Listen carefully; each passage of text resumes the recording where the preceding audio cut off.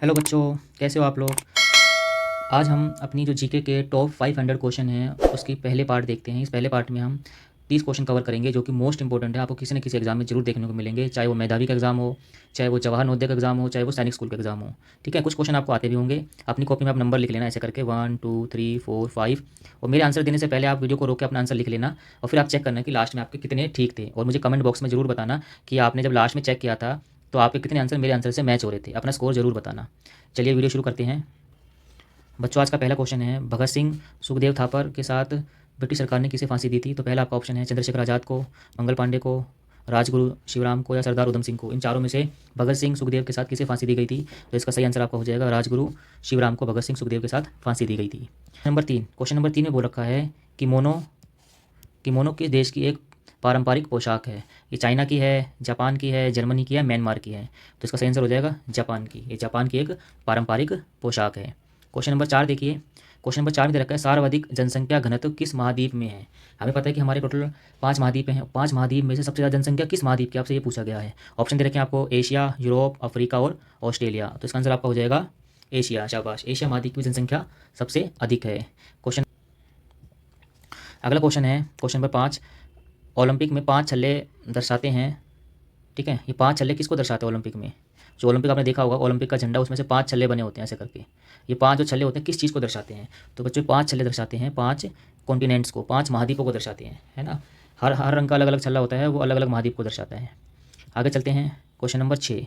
Question number 6 दे रखा है आपको कि जो मेजर ध्यानचंद है किस खेल के प्रसिद्ध भारतीय खिलाड़ी थे। ठीक है, तो इसका आंसर क्रिकेट है, हॉकी है, बैडमिंटन या एथलेटिक्स है। तो आपको पता है जो मेजर ध्यानचंद थे वो हॉकी के अच्छे खिलाड़ी थे, और इनको हॉकी का जादूगर भी कहा जाता है। और इन्हीं के नाम से खिलाड़ियों को सबसे बड़ा पुरस्कार खेल का मिलता है, उसका नाम होता है मेजर ध्यानचंद खेल पुरस्कार। ठीक है, जो अच्छा खेलता है उसी को मिलता है, इन्हीं के नाम से दिया जाता है। और इस जो पुरस्कार जो बता रहा हूँ इसका पुराना नाम था राजीव गांधी खेल रत्न पुरस्कार। बाद में बोल रखा है भारत के किस राज्य को 5 नदियों की भूमि कहा जाता है, यानी उस राज्य में 5 नदियाँ बहती हैं। आपके ऑप्शन है उत्तर प्रदेश, पंजाब और उत्तराखंड, और लास्ट में दे रखा है आपको आंध्र प्रदेश। तो इसका आंसर हो जाएगा आपका पंजाब। पंजाब को 5 नदियों की भूमि कहा जाता है। आगे चलते हैं क्वेश्चन नंबर 8। माना जाता है कि गायत्री मंत्र की रचना किस ऋषि ने की थी। तो किस ऋषि ने की थी, इसका आंसर हो जाएगा ए, विश्वामित्र ने गायत्री मंत्र की रचना की थी। आगे दे रखा है आपको क्वेश्चन नंबर 9। भारत रत्न पाने वाले पहले खिलाड़ी कौन थे। ये जो भारत रत्न होता है ये भारत का सबसे बड़ा पुरस्कार होता है, भारत रत्न पुरस्कार। ये खिलाड़ी को मिला था सचिन तेंदुलकर को। आगे चलते हैं क्वेश्चन नंबर 10। क्वेश्चन नंबर 10 में पूछ रखा है आपको पंचतंत्र किसके द्वारा लिखा गया। पंचतंत्र एक बहुत फेमस कहानियों की पुस्तक है। ये पुस्तक किसने लिखी है। ऑप्शन नंबर 1 है सूरदास, ऑप्शन नंबर बी है Vishnu Sharma, option number C है प्रेमचंद, ऑप्शन नंबर डी है तुलसीदास। तो इसका सही आंसर हो जाएगा आपका विष्णु शर्मा। आगे चलते हैं क्वेश्चन नंबर 11 पे। क्वेश्चन नंबर 11 में आपको कहा गया है वह कौन सा एकमात्र महाद्वीप है जो एक देश भी है। यानी आपके जो 5 कॉन्टिनेंट्स हैं उसमें से एक ऐसा कॉन्टिनेंट है जिसका नाम उस कॉन्टिनेंट के नाम पे ही है। तो उसका ऑप्शन दे रखे हैं आपको अफ्रीका, ऑस्ट्रेलिया, अंटार्कटिका, यूरोप। तो इसका सही आंसर हो जाएगा आपका ऑस्ट्रेलिया। जो ऑस्ट्रेलिया एक महाद्वीप भी है और ऑस्ट्रेलिया एक देश भी है। आगे चलते हैं क्वेश्चन नंबर 12। क्वेश्चन नंबर 12 में पूछा गया आपसे भारतीय राष्ट्रीय रेल संग्रहालय स्थित है। जो हमारा नेशनल रेल म्यूजियम है वो ऑप्शन दे रखे हैं आपको हैदराबाद में है, कलकत्ता, नई दिल्ली और इंदौर। तो इसका सही आंसर हो जाएगा आपका नई दिल्ली। जो रेल म्यूजियम है वो हमारा नई दिल्ली में है। Question number 13। क्वेश्चन नंबर 13 में कह रहा है कि किन सरकारी सेवाओं में डीजीपी, आईजीपी जैसी रैंक दिए जाते हैं, है ना। ये डीजीपी और आईजीपी रैंक किन सेवाओं में होती है, कौन सी नौकरी में होती है। तो इसका ऑप्शन दे रखे हैं आपको भारतीय सेना में, भारतीय वायुसेना में, भारतीय पुलिस सेवा में और भारतीय नौसेना में। ठीक है ना। तो देखो ये जो डीजीपी होते हैं, आईजीपी होता है, ये जो होते हैं ये इंडियन पुलिस सर्विस में रैंक होती है। इसके अलावा आपको 3 बातें और याद रखनी है। जो इंडियन आर्मी होती है उसमें सबसे ऊपर वाली रैंक जनरल की होती है। जो एयरफोर्स होती है उसमें सबसे ऊपर वाली जो रैंक होती है, जो एयर चीफ स्टाफ होता है सबसे ऊपर वाली, उसको बोलते हैं एयरफील्ड मार्शल, है ना। और जो नेवी में होती है सबसे ऊपर वाली रैंक होती है उसको बोलते हैं एडमिरल, जो टॉप रैंक होती है। ठीक है, तो आपको हर सेना की टॉप रैंक पता होनी चाहिए। इसके अलावा देखते हैं क्वेश्चन नंबर 14 है आपका दे रखा है किस मुगल सम्राट ने दीन ए इलाही नामक धर्म चलाया था। किस मुगल बादशाह ने दीन ए इलाही धर्म चलाया था। तो ऑप्शन दे रखे हैं आपको अकबर, हुमायूं, जहांगीर और औरंगजेब। मैंने आपको बताया ना, आप ऐसे गिनती लिखो 1 2 3 करके और अपने आंसर लिखो। जैसे 14 का आंसर जो लग रहा है वो लिखो, फिर चेक करो कि मेरे से मैच हो रहा है आपका या नहीं हो रहा है।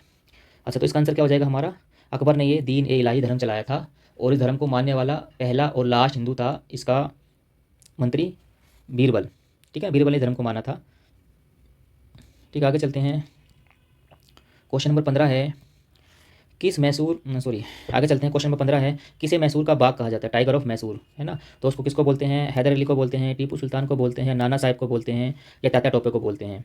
तो इन चारों में से आपका आंसर हो जाएगा टीपू सुल्तान। टीपू सुल्तान को टाइगर ऑफ मैसूर बोलते हैं ना। देखो, टी से टाइगर और टी से टीपू, है ना। आप ऐसे याद कर सकते हो, उसको भूलोगे नहीं आप। आगे दे रखा है आपको क्वेश्चन नंबर 16, किसे बर्डमैन ऑफ इंडिया के नाम से जाना जाता है? बर्डमैन ऑफ इंडिया किसे कहा जाता है? ऑप्शन दे रखे हैं आपको, सलीम अली, वर्गीज कुरियन, राजेंद्र सिंह और सुंदरलाल बहुगुणा। तो इसका सही आंसर हो जाएगा आपका सलीम अली। सलीम अली को बर्डमैन ऑफ इंडिया कहा जाता है। आपने मूवी देखी है ना, रॉबर्ट मूवी, जिसमें अक्षय कुमार एक पंछियों को बचाता है और सारे फ़ोन को हैक कर लेता है और पक्षी बन जाता है, बदला लेता है उनसे। तो वो यही है।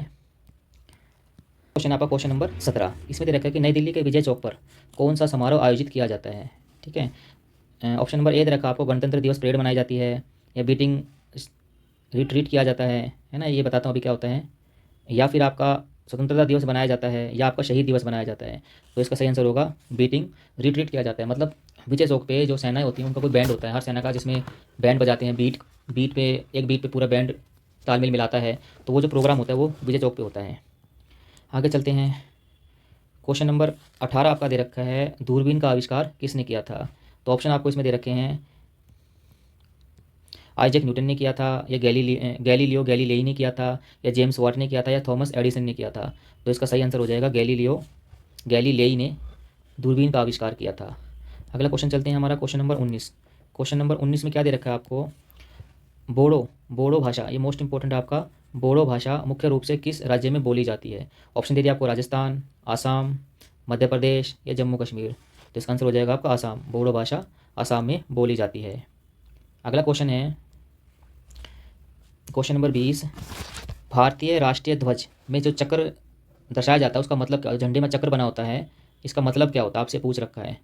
तो उसमें काफ़ी क्वेश्चन बन सकते हैं, पर इसका मतलब देख लेते हैं। इसका मतलब त्याग होता है, या शांति होता है, या सत्य प्रगति होता है, या विश्वास होता है? तो इसका आंसर होता है सी, सत्य और प्रगति, ट्रूथ एंड प्रोग्रेस। एक क्वेश्चन ये भी बनता है, जो बीच में चक्र होता है उसके अंदर तिल्लियाँ कितनी होती हैं? इसके अंदर तिल्लियाँ होती हैं 24।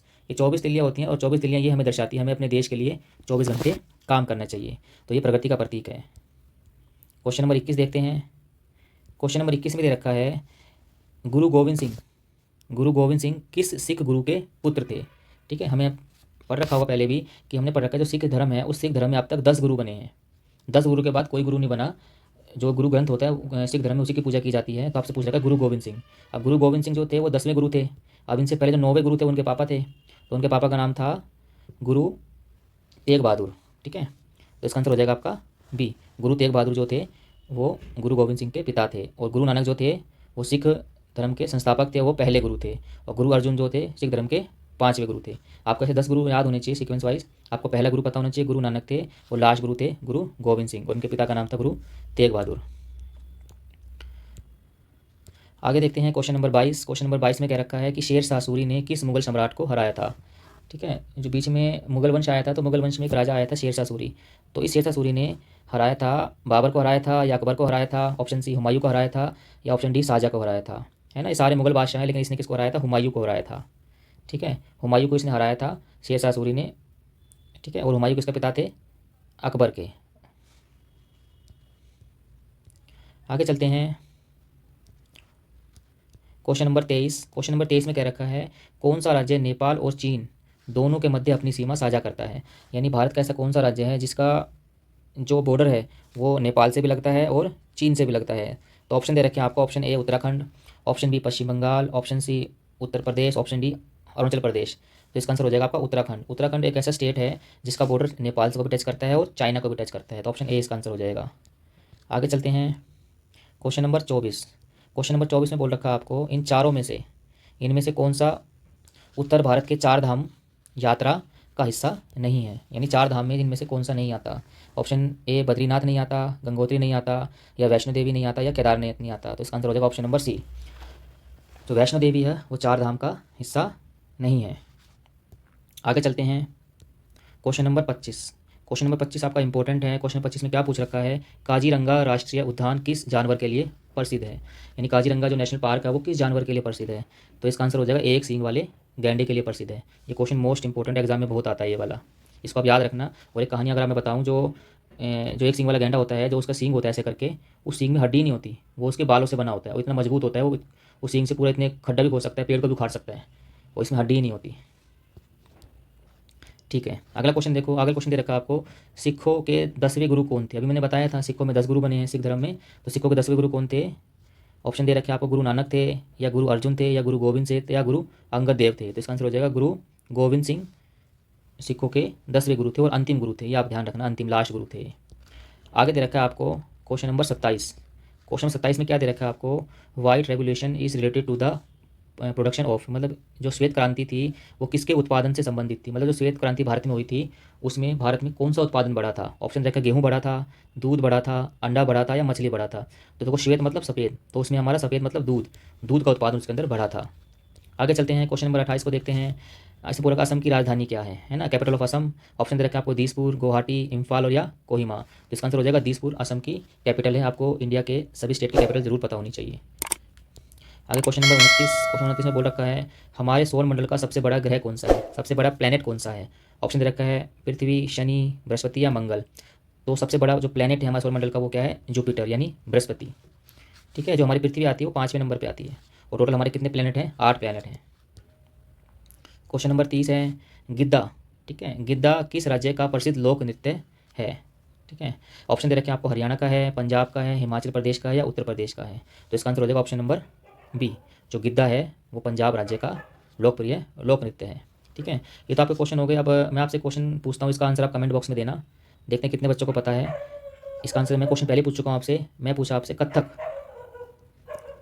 कथक डांस किस स्टेट का है? ठीक है, आपको इसका आंसर कमेंट बॉक्स में देना है, देखते हैं कितने बच्चे सही बताते हैं। ठीक है बच्चों, मिलते हैं आप अगले वीडियो में, तब तक के लिए बाय।